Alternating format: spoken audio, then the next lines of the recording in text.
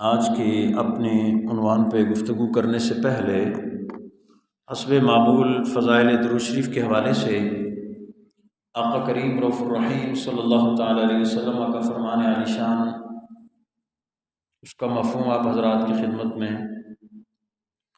ہمارے آقا مولا صلی اللہ تعالی علیہ وسلم کے ایک طویل فرمان کے آخری حصے کا جو مفہوم ہے، دیگر کتب حدیث کے علاوہ صاحب دلائل الخیرات نے بھی اس کو نقل فرمایا ہے۔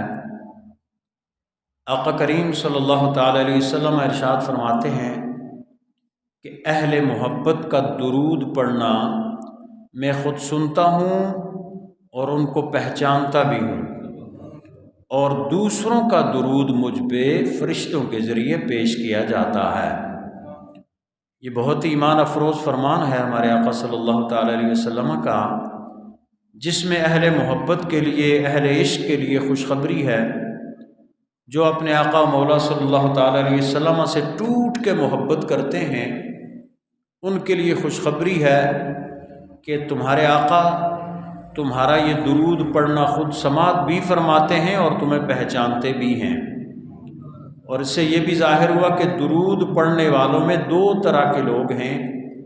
ایک اہل محبت ہیں جو صرف اور صرف اپنے آقا کی محبت میں پڑھتے ہیں، اور ایک وہ طبقہ ہے کہ جو نیکیوں کے حصول کے لیے اور جنت اور دیگر اس کے لیے پڑھتے ہیں۔ اور ہمیں کوشش کرنی چاہیے اور دعا بھی کرنی چاہیے کہ اللہ سبحانہ و تعالی ہمارا شمار اہل محبت میں کرے۔ آج یہ ماہ ربیع الاخر کا آخری جمعۃ المبارک ہے اور 29 تاریخ ہے۔ ہم نے اس مبارک مہینے میں حضرت غوث الثقلین حضرت سیدنا شیخ عبد القادر جیلانی بغدادی رضی اللہ تعالی عنہ کے حوالے سے کچھ گفتگو کی، اور اسی میں ہمارا پورا ایک جو تصوف کا اصلاحی نظام ہے وہ بھی درمیان میں آ گیا۔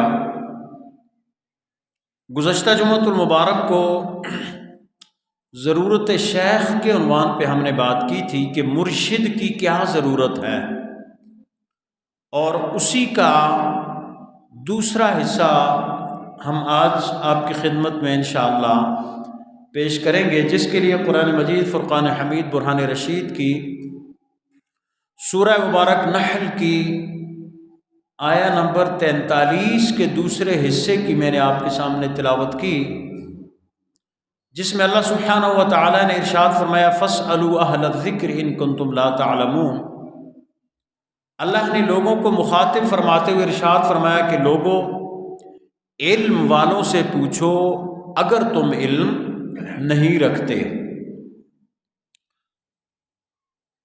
اس آیہ مبارکہ میں جہاں اس سے اور بہت سی دلیلیں لی جاتی ہیں، یہ تقلید، مسئلہ تقلید پر بھی ایک واضح دلیل ہے کہ جو غیر مقلد حضرات تقلید کے حوالے سے ایک بہت ہی انتہا پسندانہ رائے رکھتے ہیں، ان کا بھی اس میں رد ہے کہ ہر انسان کو، جس طرح میں نے گزشتہ جمعۃ المبارک میں بھی عرض کی تھی کہ اللہ نے نظام ہی ایسا بنایا ہے کہ لوگوں کو ایک دوسرے سے مربوط کر دیا ہے، ایک دوسرے کا ضرورت مند بنا دیا ہے۔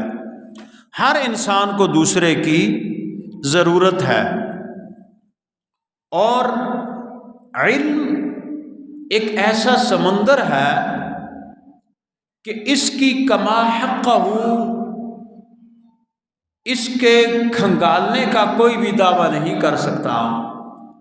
جس طرح کوئی بھی انسان سمندر میں جاتا ہے، اپنی بساط، طاقت اور جو اس کے پاس مشینری میسر ہوتی ہے اس کے مطابق وہ سمندر میں سے غوطہ خوری کر کے اپنے لیے موتی چنتا ہے، بلا تمثیل و تشبیہ۔ علم بھی ایک ایسا میدان ہے کہ جس کی کوئی انتہا نہیں ہے، ہمارے اور آپ کے آقا صلی اللہ تعالی علیہ وسلم کا بڑا مشہور فرمان ہے، اطلب العلم من المہد الی اللحد، کہ علم حاصل کرو ماں کی گود سے لے کے، یعنی پنگوڑے سے لے کے قبر تک، یعنی ہر انسان کو ہر عمر میں علم کی ضرورت ہوتی ہے۔ اور اسی آیہ مبارکہ میں اللہ سبحانہ و تعالی نے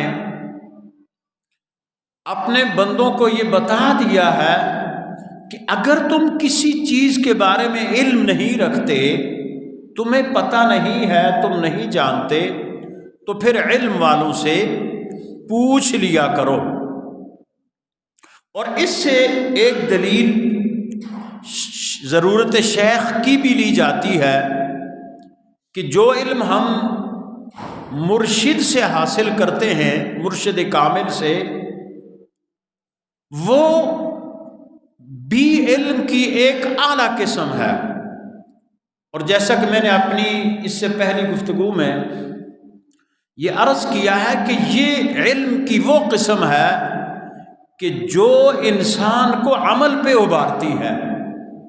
آپ ساری کتابیں پڑھ لیں، آپ تفاسیر پڑھ لیں، حدیث پڑھ لیں، علم کلام پڑھ لیں، فلسفہ پڑھ لیں، منطق پڑھ لیں، علم جو جتنے بھی علوم ہیں پڑھ لیں، لیکن آپ کے اندر جو علم کا جذبہ ابھارے گا وہ یہی علم باطنی ہوگا۔ حضرت سیدنا سخی سلطان باہو رحمۃ اللہ علیہ نے بڑی خوبصورت ایک دو قطعات فرمائے ہیں۔ آپ فرماتے ہیں، اللہ پڑھایا حافظ ہویا، گیا حجابوں پردہ ہو، پڑھ پڑھ عالم فاضل ہویا، اجے بھی طالب زردہ ہو، لکھ ہزار کتاباں پڑھیاں پر ظالم نفس نہ مردہ ہو، باج فقیراں کسے نہ ماریا، باہو چور اندر داہو۔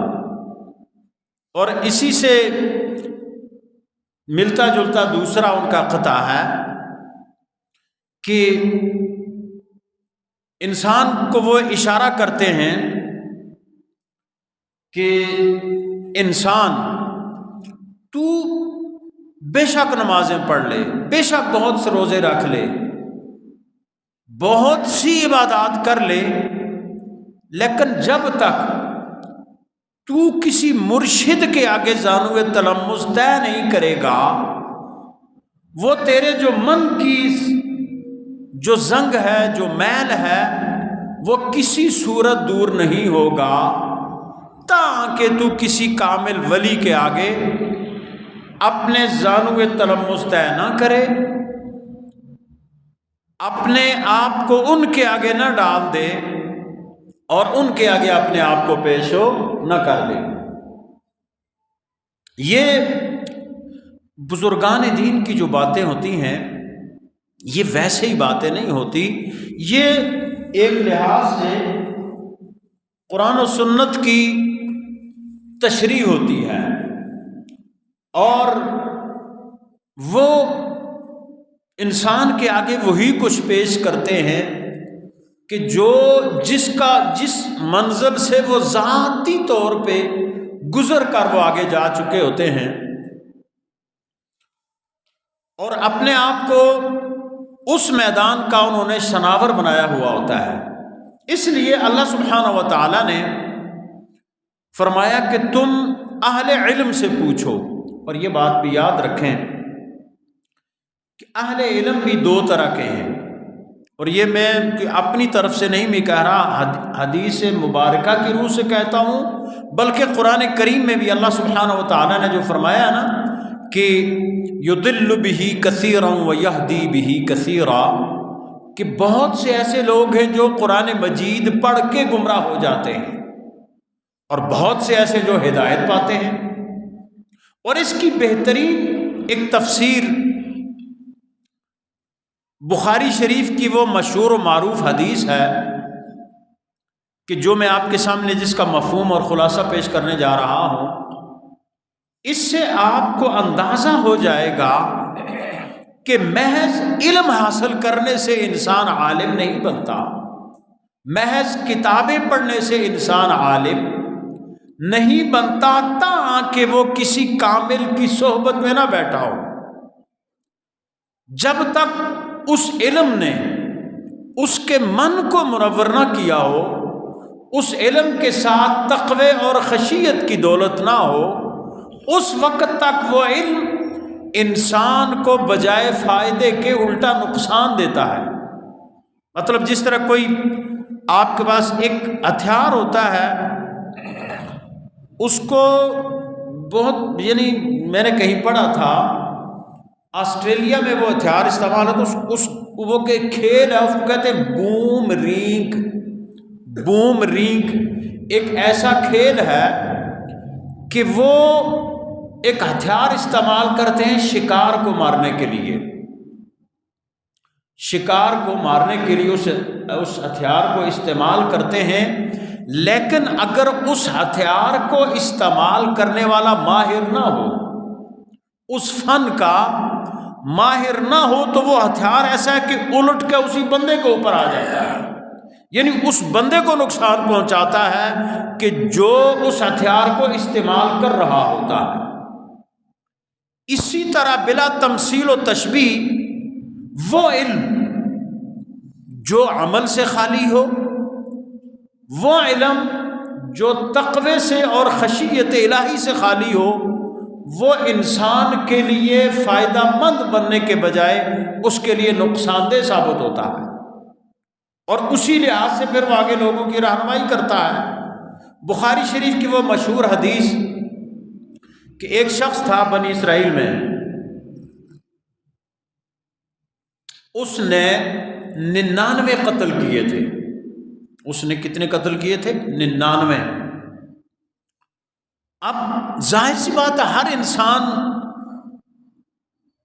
ایک وقت میں سوچتا ہے، کیونکہ ہر انسان کے اندر ایک قلب سلیم تو ہے نا، کہ ضمیر نامی چیز جس کو بولتے ہیں۔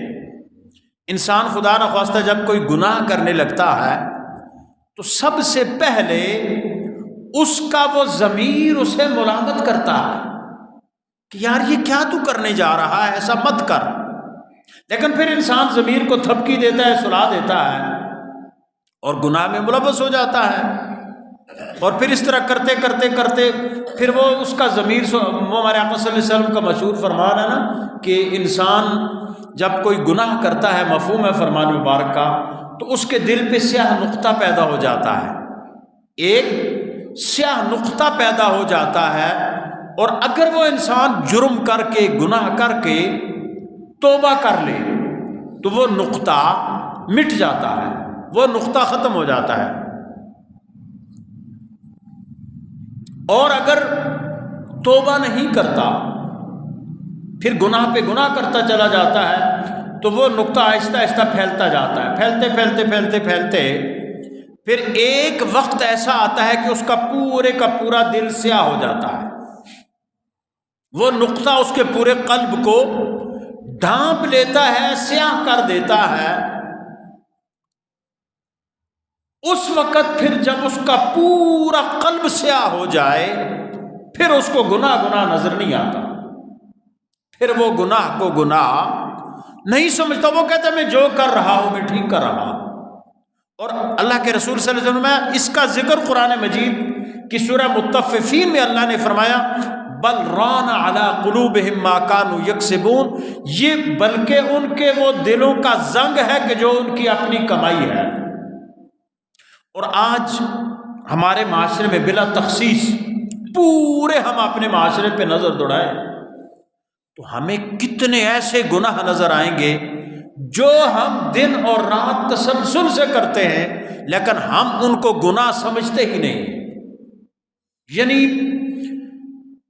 جھوٹ اتنا بڑا گناہ ہے، میں اس کے بارے میں غالباً پہلے بھی ایک مرتبہ بتا چکا ہوں۔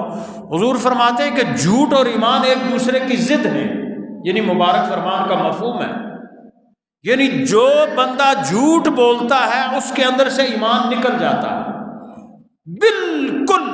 یعنی ضد کا مطلب یہ ہے کہ جیسے ابھی دن ہے نا، تو ابھی رات نہیں ہے. دن اور رات ایک دوسرے کی ضد ہے. اندھیرا اور اجالا ایک دوسرے کی ضد ہے. اندھیرا ہوگا تو روشنی نہیں ہوگی، روشنی ہوگی تو اندھیرا نہیں ہوگا. اسی طرح جھوٹ اور ایمان ایک دوسرے کی ضد ہیں. جب کوئی انسان جھوٹ بولتا ہے اور مسلسل جھوٹ بولتا ہے تو اس کے اندر سے ایمان نکل جاتا ہے. لیکن میرے بھائیوں اور دوستوں، غور کریں کہ ہمارے اندر یہ کتنا بڑا یہ جرم ابھی ہمارے معاشرے میں پھیلا ہوا ہے.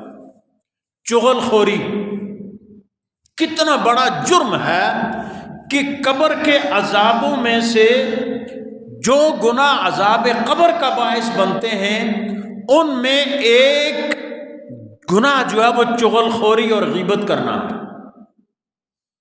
یعنی ایک کی بات دوسرے کو پہنچا دینا، دوسرے کی دوسرے کو پہنچا دینا، دو چار اپنی طرف سے ملا دینا، یہ چغل خوری ہے. اور اتنا بڑا گناہ ہے کہ یہ عذاب قبر کا باعث بنتا ہے. غیبت، الغیبت اشد من الزنا، غیبت جو ہے بدکاری سے بھی بڑا جرم ہے. اور قرآن کریم کی روشنی میں غیبت اس طرح ہے گویا کوئی انسان اپنے مردہ بھائی کا گوشت کھاتا ہے. کتنی ہمارے یہاں غیبت، مطلب ہم غور کریں نا، غیبت کیا ہے کہ کسی دوسرے کی عدم موجودگی میں اس کے بارے میں وہ بات کرنا کہ جو بات اسے بری لگے، چاہے اس کے اندر موجود بھی ہو. ایک آدمی ہے، اس کے اندر کوئی عیب ہے، اب دو لوگ بیٹھ کے اس کے بارے میں بات کرتے کہ یار فلانا بندہ بڑا ایسا جی، حالانکہ اس کے اندر یہ چیز موجود ہے، لیکن اس کے باوجود بھی وہ غیبت کہلائے گی اور ان دو پہ غیبت کرنے کا گناہ ہوگا. علی ھذا القیاس، یعنی کتنے ہی ایسے جرم ہیں ہمارے معاشرے میں کہ جن کو ہم گناہ سمجھتے ہی نہیں ہیں اور بے دکان کرتے چلے جاتے ہیں. وجہ کیا؟ وہی قلب کا سیاہ ہو جانا، قلب پہ پردہ آ جانا، قلب کا مکمل طور پہ ڈھک جانا، جس کا حضور سرور عالم صلی اللہ علیہ وسلم نے اشارہ فرمایا ہے. تو عرض میں یہ کر رہا تھا وہ اس بندے کی بات کہ جس نے 99 قتل کیے تھے. ایک وقت میں اس کے ذہن میں آیا کہ بھائی اب بہت ہو چکا، میں نے مرنا بھی ہے، تو لہٰذا میں کیوں نہ توبہ کر لوں. اور یہ توبہ ایک ایسا ہتھیار اللہ نے اپنے بندوں کو دیا ہے جو کمال کی اللہ کی مہربانی ہے. دیکھیں وہ تو ہمارا خالق ہے، ہمارا مالک ہے، عرش ہے پہ قادر ہے. وہ ہمیں یہ موقع نہ بھی دیتا تو ہم کیا کر لیتے؟ ہم لوگ اپنے آپ پہ اگر نظر دوڑا ہم کچھ کر بھی نہیں سکتے. وہ تو ہر شے پہ قادر ہے نا، جو چاہے وہ کر سکتا ہے. وَهُوَ عَلَى كُلِّ شَيْءٍ قَدِيرٌ، وہ ہر چاہت پہ قادر ہے، جو چاہے وہ کر سکتا ہے. اور ہم تو قادر نہیں ہیں نا کسی بات پہ، ہم تو ایک ایک سانس کے لیے اس کے محتاج ہیں، اپنے جسم کی ایک ایک حرکت کے لیے ہم اس کے محتاج ہیں. لیکن اس کے باوجود بھی انسان کتنا منتقم المزاج ہے، انتقام کا ایک غلط جذبہ اس کے اندر کوٹ کوٹ کے بھرا ہوا ہے. اور ہر بندہ الا ماشاء اللہ کوئی اکا دکا، کوئی ہزاروں میں سے کوئی ایک دو ہوں تو میں کہہ نہیں سکتا، وگرنہ ہم سب اس معاملے میں ایک ایک ہم چاہتے ہیں کہ اگر کوئی ہمیں آنکھیں دکھائے تو ہم اس کو مکہ دکھائیں، اور کوئی اگر ہمیں چھڑی دکھائے تو ہم اس کو کلاشنکوف دکھائیں. یعنی کر کچھ نہیں سکتا انسان، اس کے باوجود بھی کتنا وہ منتقم المزاج ہے. حالانکہ ایک عاجز مخلوق ہے انسان، کچھ بھی نہیں ہے. وہ جو علی کل شیء قدیر ہے، ہر شے پہ قادر ہے، اس نے انسان کو یہ موقع دے دیا کہ اے بندے آ میری طرف رجوع کر لے. چاہے جتنے بھی گناہ تو نے کیے ہیں، لیکن جب تو میری طرف رجوع کرے گا تو میں تیری توبہ کو قبول کروں گا۔ اب وہ بندہ جس نے 100 قتل کیے تھے، 99 قتل کیے تھے، ایک عالم کے پاس آتا ہے۔ یہ میں بتا رہا ہوں کہ مولویاں جی ہیں 2 قسم ہوندی ہیں۔ عالم کے پاس آیا اور کہنے لگا حضرت میں تو بہت گناہگار ہوں اور میں نے تو 99 لوگوں کو قتل کیا ہے، اب میں توبہ کرنا چاہتا ہوں، کیا میری توبہ قبول ہو سکتی ہے؟ اور یہ صحیح بخاری شریف کی روایت میں پیش کر رہا ہوں۔ وہ مولوی صاحب نے کہا تیرا بیڑا غرق، تو 99 لوگوں کو قتل کر گیا، تیری توبہ کدھر قبول ہوگی؟ اس نے کہا اچھا نہیں ہوگی تو تیرا بھی سینچری پوری کر دوں گا۔ مولوی صاحب کا بھی اس نے وہاں پہ کام کر دیا۔ اب 100 قتل ہو گئے۔ اب اور اس نے کہا یار پہلے 2 لوگ تھے، ایک مولوی کو بھی مار دیا۔ پھر اس کے ذہن میں آیا، پھر دوسرے عالم کے پاس گیا اور کہنے لگا حضرت بہت گناہگار ہوں، 99 لوگوں کو قتل کیا تھا، 99 لوگوں کو قتل کیا تھا، لیکن ایک عالم کو بھی اب کر چکا ہوں، 100 پورے ہو گئے ہیں، توبہ کرنا چاہتا ہوں، کیا میری توبہ قبول ہوگی؟ انہوں نے کہا کیوں نہیں ہوگی قبول، وہ اللہ بڑا غفور الرحیم ہے، تیرے گناہ بڑے ہیں یا اس کی رحمت بڑی ہے؟ جہاں فلاں بستی میں کوئی اللہ کے نیک بندے رہتے ہیں، یہ لوگ امیتانے مارتے نا کیوں جاتے جو گولڈ شریف فلانا شریف کیا رکھا ہوا ہے، ہم کہتے ہیں یہ راستہ تو اللہ اور اس کے رسول نے بتایا ہوا ہے، آپ لوگوں کو بھٹکاتے ہیں۔ جہاں فلاں بستی میں وہاں کچھ اللہ کے نیک بندے ہیں، ان کی برکت سے تمہاری توبہ اللہ قبول کر لے۔ اب اللہ کا کرنا کیا ہوا، وہ بندہ تھوڑا سا آگے چلا تھا کہ اس کا وقت پورا ہو گیا۔ کیوں؟ اذا جاء اجلهم لا يستأخرون ساعة ولا يستقدمون، جب موت آتی ہے نا پھر ایک گھڑی آگے پیچھے نہیں ہوتی، پھر یہ نہیں ہوتا کہ اچھا تو یہ کر لے تو تجھے معافی میں تو تیری روح قبض کروں۔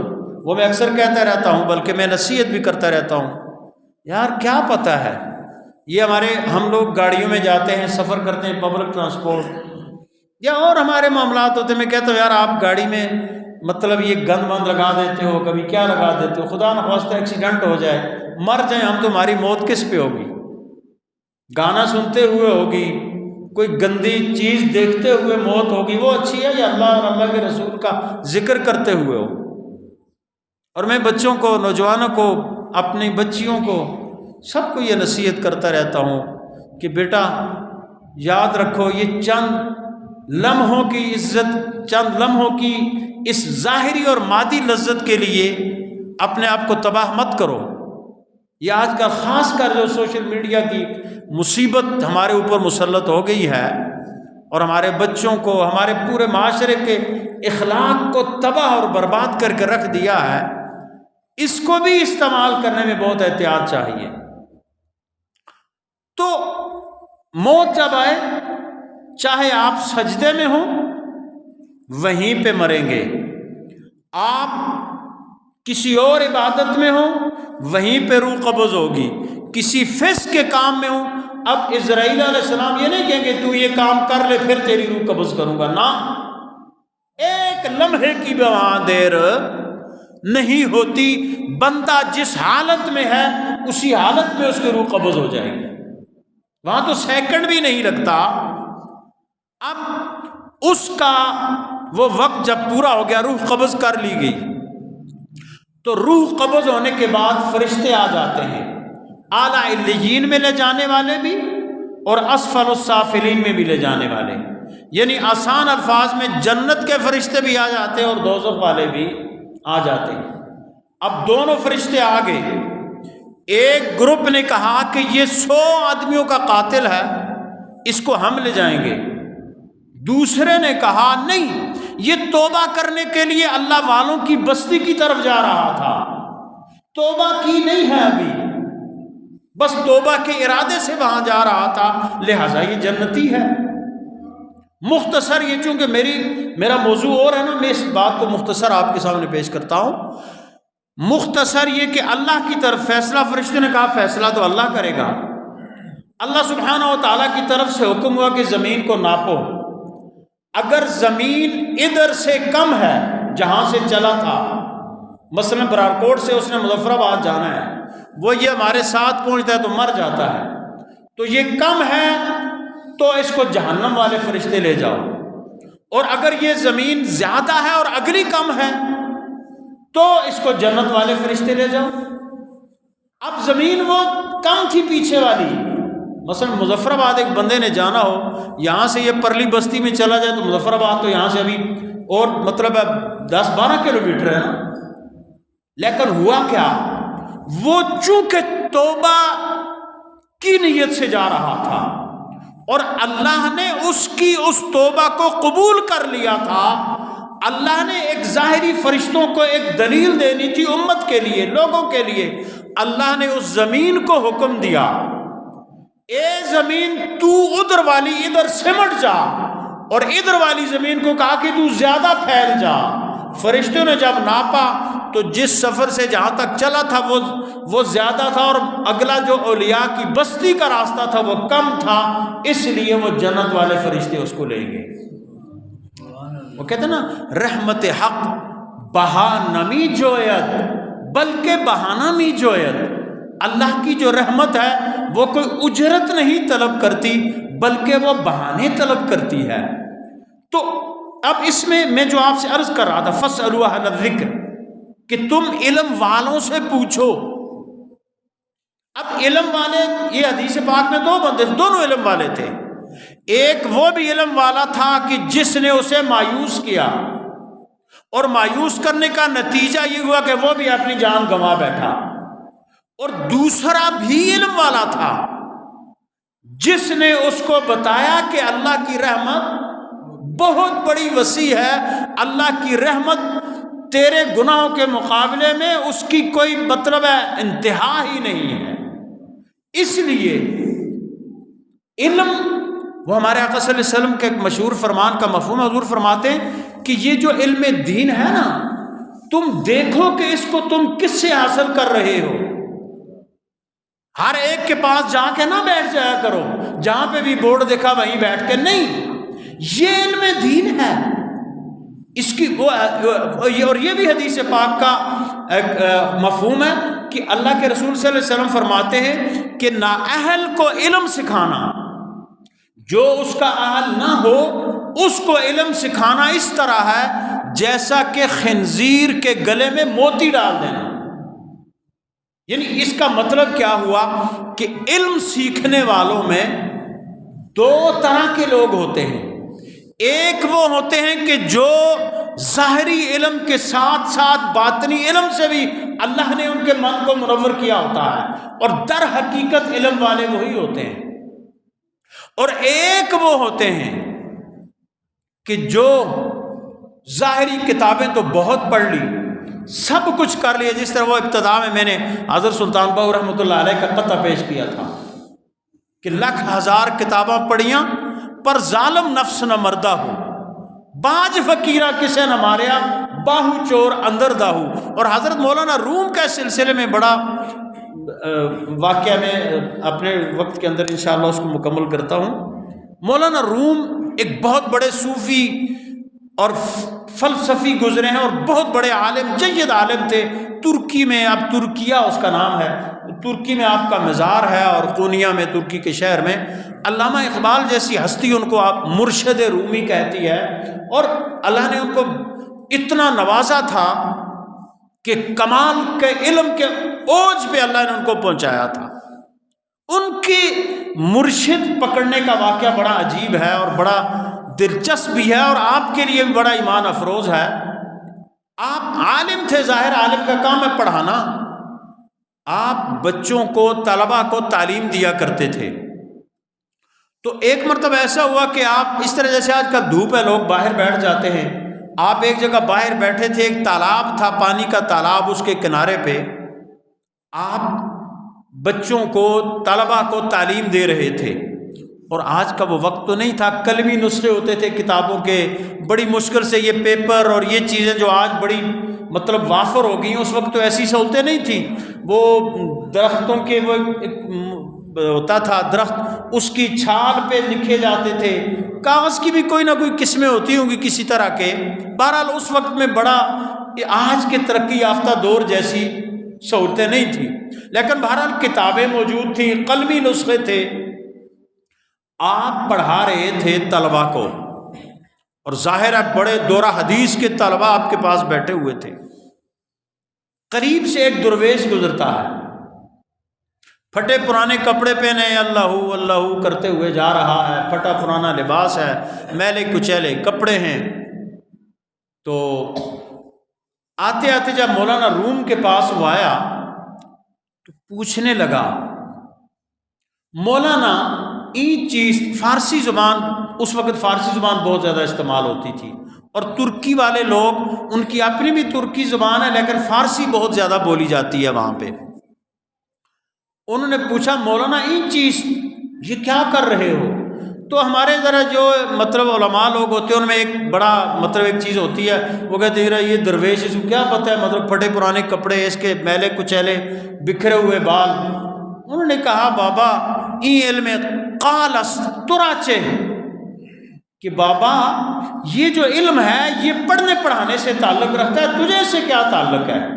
تو نے تو پڑھا ہی نہیں ہے تو تو کیوں پوچھ رہا ہے؟ اب بابا جی تھوڑے سے آگے چلے، بچوں کا بیچ میں پڑھائی کا وقفہ ہوا، بابا جی واپس آئے، اور جو کتابیں وہ طلباء رکھ کے گئے تھے وہ ساری کی ساری کتابیں اٹھائی اور تالاب میں ڈال دی، تالاب میں انہوں نے ڈال دی۔ اب جب وہ طلباء اور ان کے استاد صاحب واپس آئے، مولانا روم، مولانا جلال الدین رومی رحمہ اللہ، آپ جب واپس آئے تو آپ نے دیکھا کہ کتابیں تو ساری تالاب میں تیر رہی ہیں۔ وہ تو سر پیٹ کرے گی کہ بھائی اب ہمارے پاس یہ قلمی نسخے تھے، اب ہم کیا کریں؟ انہوں نے دیکھا وہ درویش قریب کھڑا مسکرا رہا ہے، تو انہوں نے پوچھا، یہ کیا کر دیا تو نے اللہ کے بندے، ہماری ساری عمر کی محنت کو تم نے ضائع کر دیا۔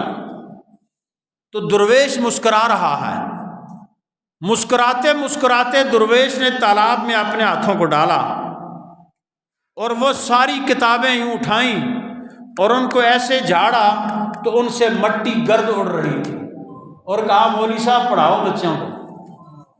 اب حیران ہونے کی باری مولانا کی تھی کہ یہ کیسے ہو سکتا ہے کہ اتنی دیر کتابیں تالاب میں رہیں اور یہ بھیگنے اور ان کے حرف مٹنے کے بجائے ان سے گرد اور دھول اڑ رہی ہے۔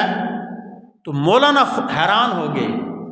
اب ان کی باری تھی، انہوں نے پوچھا، بابا یہ چیز یہ کیا ہے؟ تو بابا جی نے کہا، یہ علم حال استراچے، یہ قلب کا علم ہے، تجھے سے کیا تعلق ہے مولوی صاحب؟